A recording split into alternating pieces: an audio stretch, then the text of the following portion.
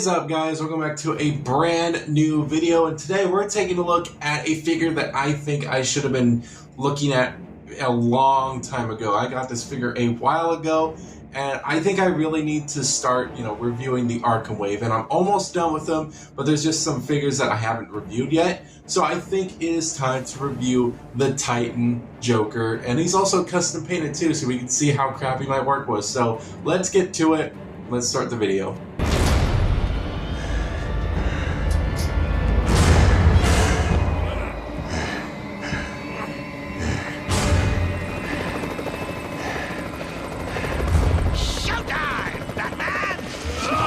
I am honestly excited about reviewing this guy. He looks absolutely fantastic. This is it's such a great figure. It's one of my favorite big figs. I think that's probably right next to Bane, I think. But I think that he just looks awesome, and I am super excited to review this guy. Again, he is fully custom painted, so some of it might not look great, but don't judge me. Well, actually judge me. I'm the one that did it. But I've really wanted to review this guy for a long time. He just looks absolutely menacing. I remember when he first was announced, I was absolutely excited. I was so hyped on him. I went out and I looked through every single Target I couldn't find him, and then eventually I found him, and I was so excited. I was absolutely just mind blown that I was able to find this guy. And I definitely think the wait paid off because he looks absolutely incredible. He's such an awesome figure. And I tried to do as much as I could with him to make him look kind of as game accurate as I could. There are some things I wish I could have done, but maybe that'll be in the future, like adding the rib cage exposed.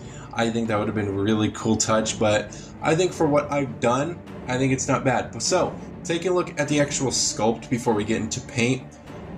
Wowzers, this guy is absolutely fantastic. So, taking a look at this figure himself, he looks absolutely menacing. Now, do not judge the paint job. I am not the greatest, but it looks so great. Sculpting work looks absolutely awesome. I love just how it turned out.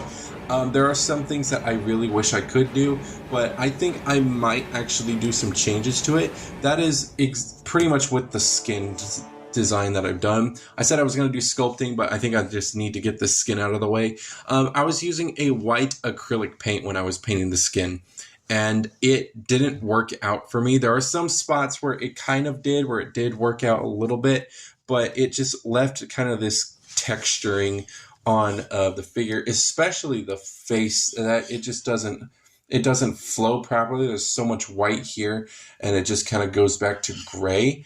But it's not too bad, to be honest. I think it fits the character for just turning into this monster. Like, his skin's kind of just stretched so much that the white skin is just, it just doesn't look right anymore. So honestly, I've been able to fly with it for a while. I think the face, it needs a little bit more white, maybe, but I'm not too sure.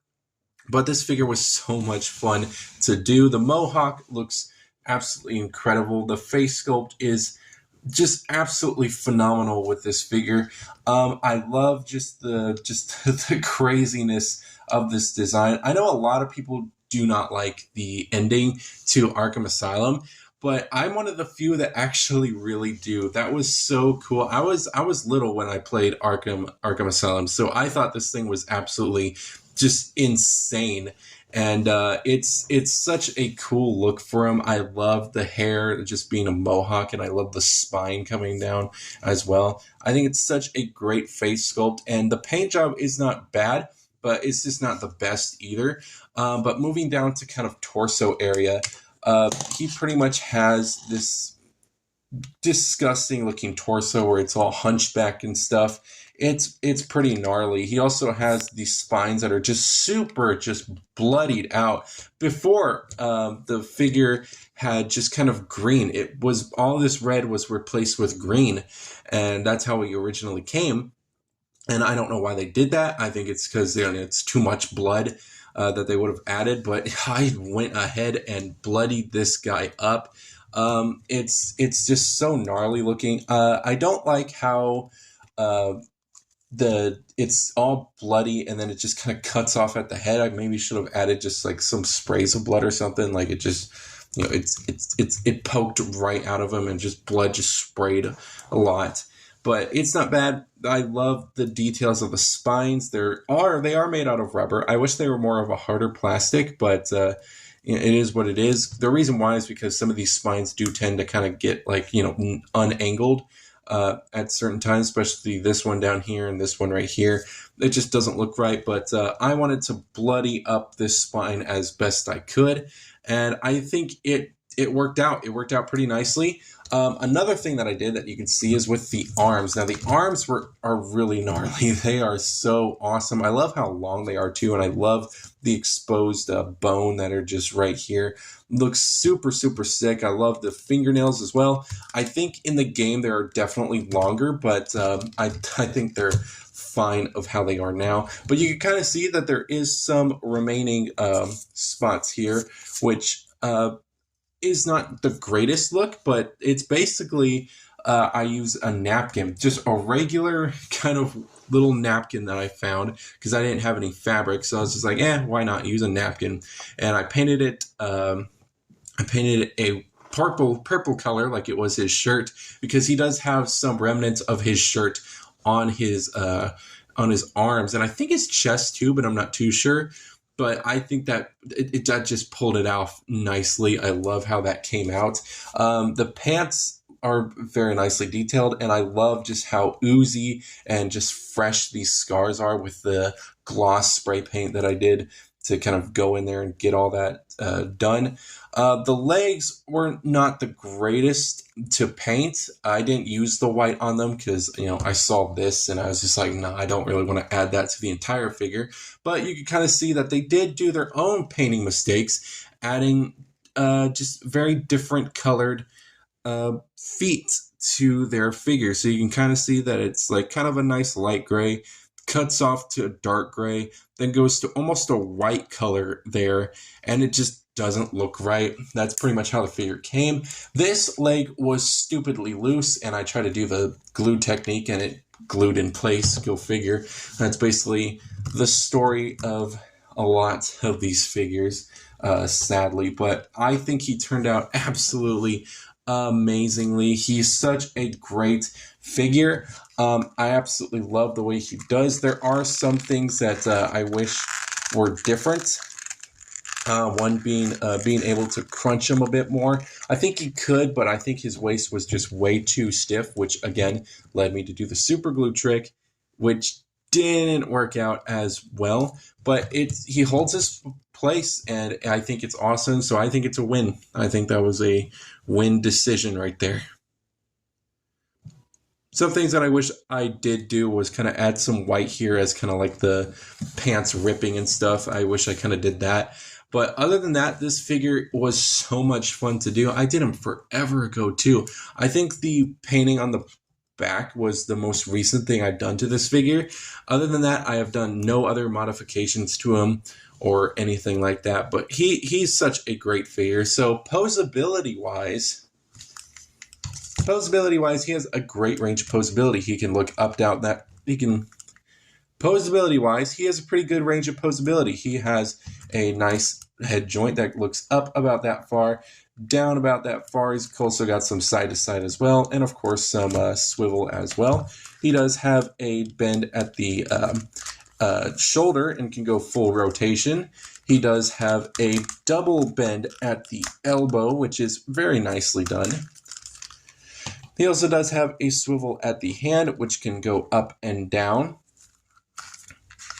He can also do a nice little, it's kind of a swivel here, but since the glue's kind of, messing around with it, he could have done more. But he also has another one at the waist as well, which can make him crunch that far, which, oh my goodness, that is a lot. But it definitely works. It looks awesome. And he can go up about that far, so that's that. His leg can go about that far and back about that far. His little booty's in the way. He does have a double bend at the knee, which is very nice. Of course, he does have the up and down at the foot and that toe pivot. And not really any pivots at the foot, but you can easily fake one with the McFarlane figures.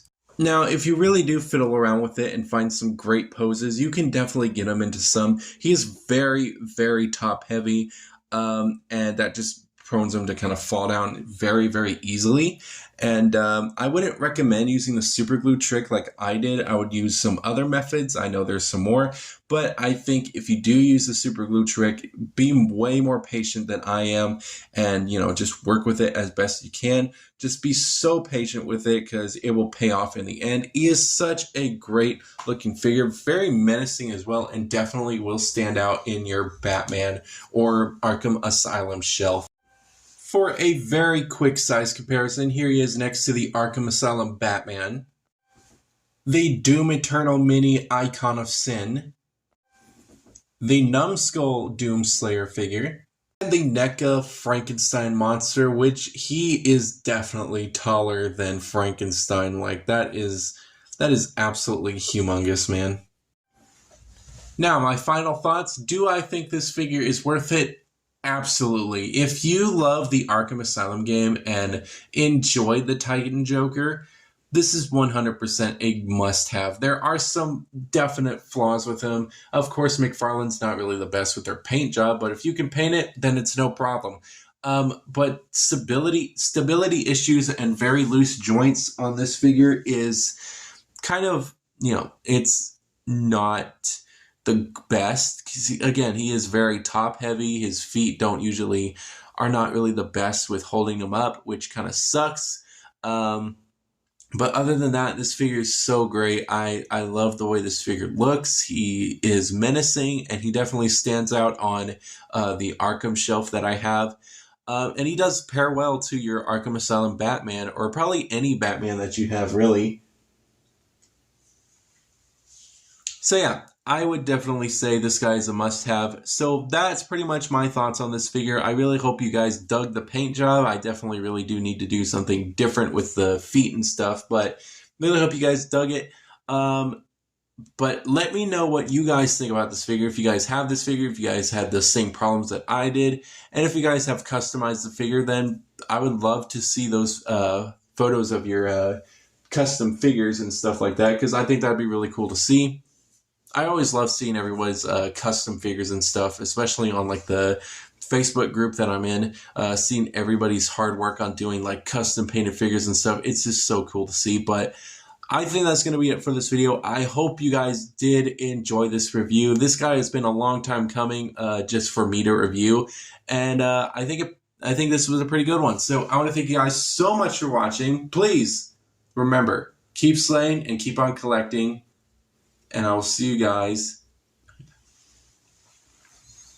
But I think that's going to be it for this video. Hopefully you guys did enjoy this. Remember, keep on collecting, keep on slaying, and I will see you guys in the next video.